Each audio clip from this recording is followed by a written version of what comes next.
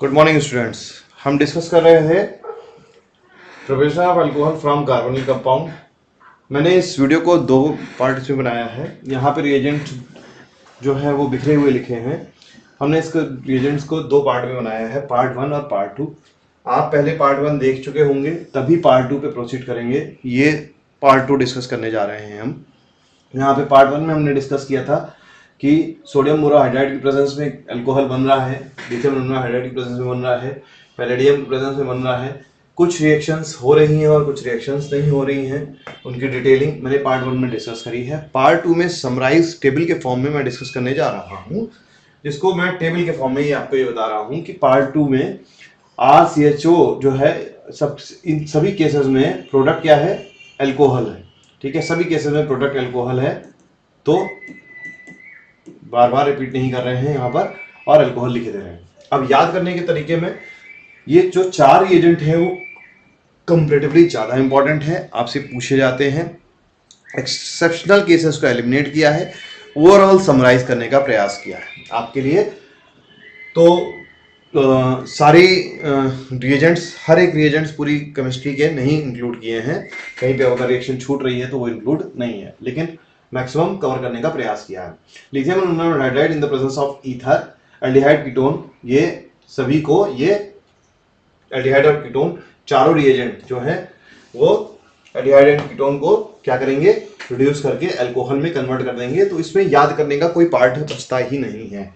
कुछ केसेस में RCOCl, RCOH और RCOR के केस में, कुछ केसेस में ये रिड्यूस होते हैं, कुछ केसेस में रिड्यूस नहीं होते हैं। तो हमें कुछ नहीं याद करना है, RCHO, RCH2OH में रिड्यूस हो जाएगा।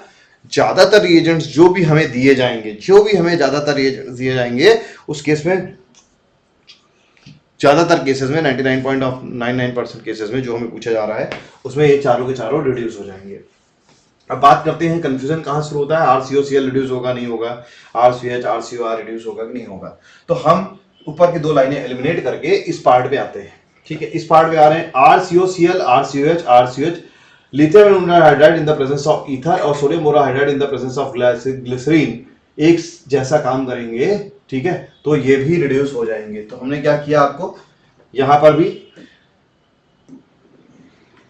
ठीक है, यहां पर, यहां पर, यहां पर, यहां पर, यहां पर और यहां पर रिड्यूस हो जाएंगे। थोड़ा सा कंफ्यूजन यहां पर तैयार हो रहा है। ठीक है, यहां पर भी कंफ्यूजन थोड़ा सा तैयार होगा। ठीक है, यहां पे भी थोड़ा सा कंफ्यूजन तैयार होगा, यहां पे भी कंफ्यूजन थोड़ा सा तैयार है। तो कंफ्यूजन वाले कॉलम कौन से हैं जी? Sodium borohydride in the presence of ethanol, H2 in the presence of palladium. ठीक, इस किस केस में? RCOCl के केस में, RCOH के केस में, RCOR के केस में। बाकी सारी टेबल बिल्कुल क्लियर है कि ये इन चार रिएजेंट्स के साथ हमारे करीब 5 रिएक्शंस, ये 5 को 20 रिएक्शंस हम कवर कर रहे हैं।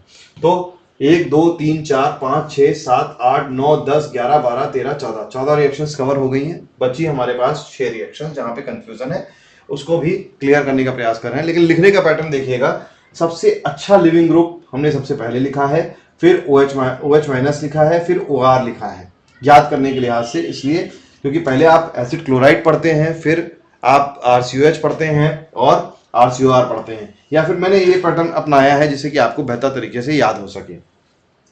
तो RCOCl, RCOH और RCOR कंफ्यूजन के पॉइंट कहां पर है? NaBH4 in the presence of ATOH और H2 in the presence of palladium. ठीक, यहां पे कंफ्यूजन के पॉइंट है।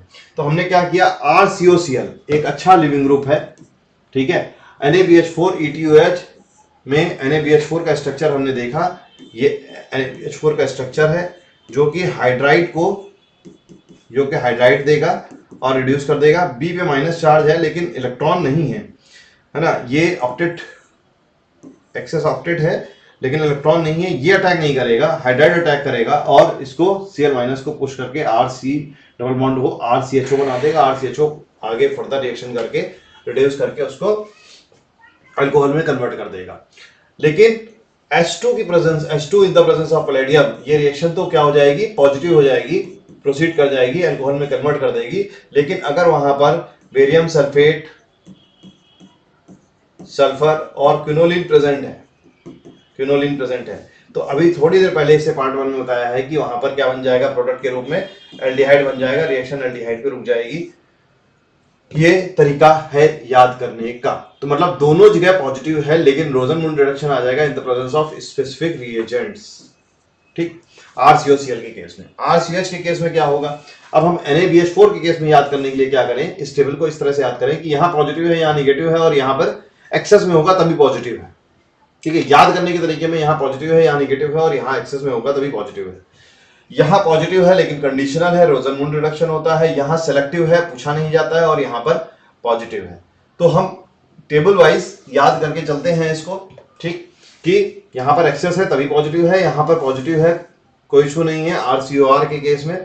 ठीक, in the case of this ये रोजनमूड रिडक्शन हो जाता है। In the case of COH ये निगेटिव है और ये सेलेक्टिवली आस्क्ड है। मतलब सबसे टिपिकल क्या है, सबसे टिपिकल है कौन, मैं यहां पर इसको लेकर के यहां से आता हूं। ठीक है, सबसे टिपिकल है ये RCOH। ठीक है, निगेटिव है, सेलेक्टिवली आस्क्ड है। बाकी ये पॉजिटिव है, एक्सेस में पॉजिटिव है, ये पॉजिटिव है अगर पैलेडियम आता है। अगर रोजनमूड रिडक्शन है तो पहचानना पड़ेगा अपने को सेलेक्टिवली, अदरवाइज ओके है। तो सबसे ज्यादा RCOH ही प्रॉब्लमेटिक क्रिएट करेगा, लेकिन टेबल में अगर हम सेट करना सीख लें इसको तो इस तरह से कर ले जाएंगे। तो ये है। अब आप बताइए यहां पर आप सोचिए कैसे भरेंगे टेबल। यहां पर आपको टेबल भरनी है खुद से। ये टेबल बना लीजिए अपनी टेबल अपने डेस्क पे और इसको भरिए बार बार इस तरह से, तो आपको ये रिएजेंट्स याद होने लगेंगे। ठीक है, अब ये याद कर लिया तो ये रिजल्ट निकल करके आएगा। जब बार बार आप भरोगे तब ये रिजल्ट निकल करके आएगा, और फिर बाद में फुल एंड फाइनल टेबल इस तरह से आप ब्लैंक बना लोगे। तो यहाँ पे प्रैक्टिस करोगे तो यहाँ भर के आराम से आपको सारे रिएजेंट्स याद होने लगेंगे। ठीक है, तो ये जो कंफ्यूजन पार्ट है यहाँ पर, ये कंफ्यूजन पार्ट है आपका, ये कंफ्यूजन पार्ट है, ये आपका कवर हो जाएगा। बाकी सब क्लियर है। ठीक है, यहाँ पे कहीं पे भी कंफ्यूजन नहीं है। तो आप अपनी टेबल पे एक चार्ट बनाइए, एक पार्ट बनाइए, वो ये है। ठीक है, जिसमें रोजनमूड रिडक्शन भी आपको याद हो जाएगा, यहाँ पे ये इस रिएजेंट्स के साथ याद हो जाएगा। बाकी सब क्लियर है। इस आई होप कि मैंने आपके लिए कम से कम कुछ तो सॉल्व किया होगा इश्यूज। अगर हाँ तो आप बताएं कमेंट बॉक्स में। अगर किसी और पॉइंट पे आप वीडियो चाहते हैं और रैंक इंप्रूव करने के लिए कुछ हेल्प कर सकते हैं तो आप कम्युनिकेट करें अपना टॉपिक। हम आपका इसमें कुछ वीडियो दे करके आपको एक लाइन आपकी नॉलेज का अप कर सकते हैं। Thank you.